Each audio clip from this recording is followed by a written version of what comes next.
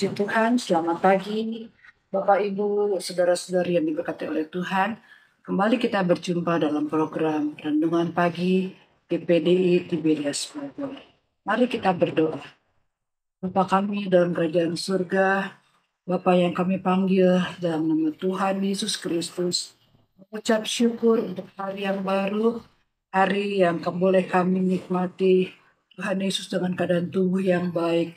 Terima kasih Tuhan, sepanjang malam boleh kami lalui dalam pertolongan Tuhan. Dan sebelum kami melakukan segala sesuatu, kami mau merenungkan firman Tuhan. Biarlah firman Tuhan boleh menjadi pelita bagi kaki kami dan terang bagi jalan kami. Terima kasih Tuhan Yesus. Berdoa dan mengucap syukur dalam nama Tuhan Yesus Kristus. Haleluya. Amin.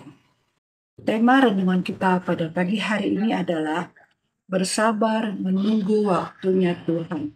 Mari kita buka Alkitab kita dalam Yeremia 29 ayat yang ke-11.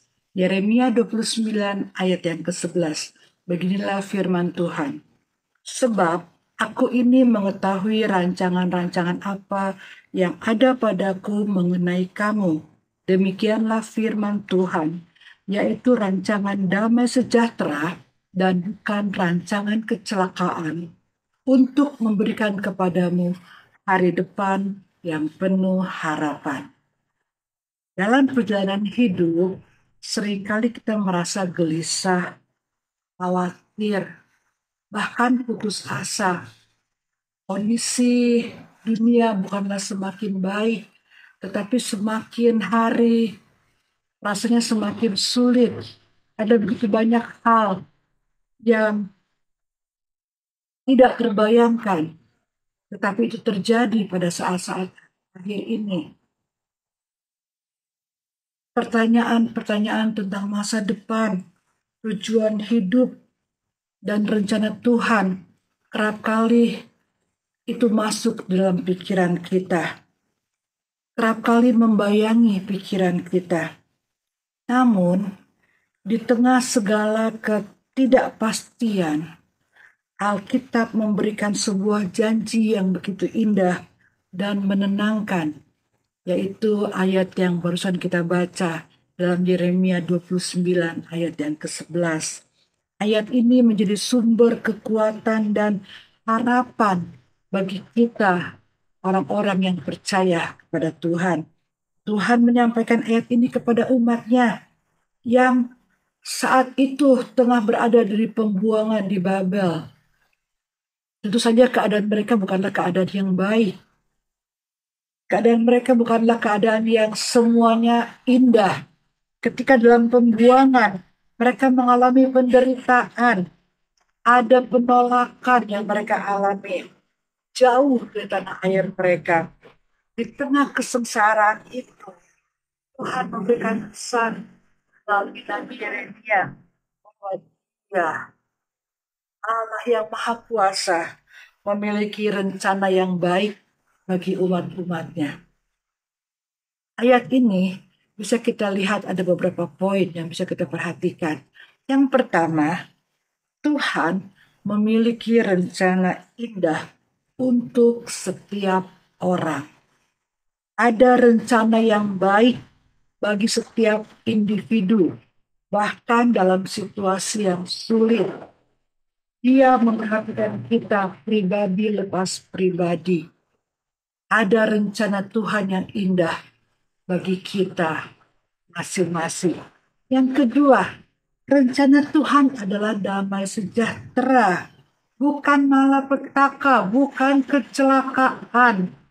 Tuhan tidak ingin menyakiti ataupun menyebabkan kebinasaan, tetapi Ia memiliki rencana untuk kesejahteraan dan kebaikan umat-Nya.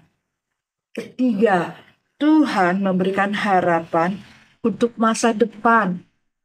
Ada harapan untuk masa depan kita, bukan hanya selama kita hidup di dunia, tetapi juga untuk hidup yang kekal. Ketika kita percaya kepada Tuhan Yesus Kristus, kita memiliki harapan tidak hanya di dunia, tapi sampai kepada kekekalan. Bagian kita adalah di dalam Yeremia 29 ayat yang kelima.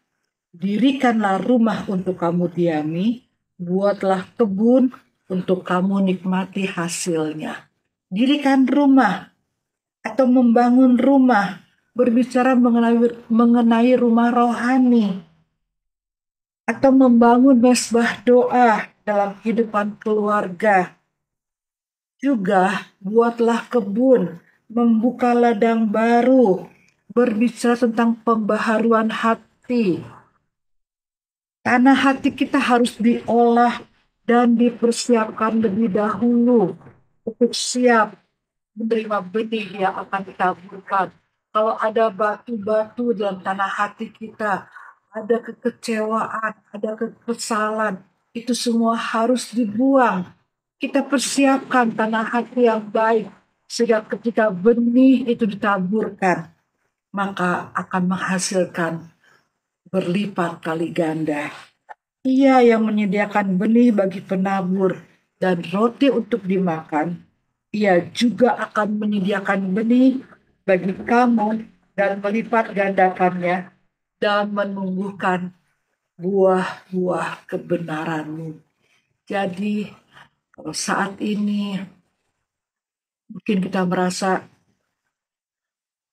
hidup dalam kesesakan, sepertinya tidak ada masa depan, kita tidak tahu apa yang akan kita hadapi hari-hari ke depan. Ingatlah bahwa Tuhan mempunyai rencana yang indah dalam kehidupan kita. Dan Tuhan yang berjanji adalah Tuhan yang setia. Tuhan yang tidak pernah lalai untuk menepati janjinya. Jadi bersabarlah untuk menunggu janji Tuhan. Janji Tuhan adalah rancangan damai sejahtera untuk memberikan kepada kita hari depan yang penuh dengan pengharapan. Puji Tuhan, Tuhan Yesus baik bagi kita semua. Mari kita berdoa. Terima kasih Tuhan Yesus untuk firman yang boleh kembali mengingatkan kami bahwa Engkau berjanji untuk memberikan masa depan yang penuh dengan harapan. Tuhan punya rancangan yang indah dalam kehidupan kami. Tidak pernah sekalipun Tuhan merancangkan yang jahat dalam kehidupan kami. Tetapi Engkau merancangkan hal-hal yang baik dalam hidup kami untuk mendatangkan masa depan yang penuh dengan pengharapan.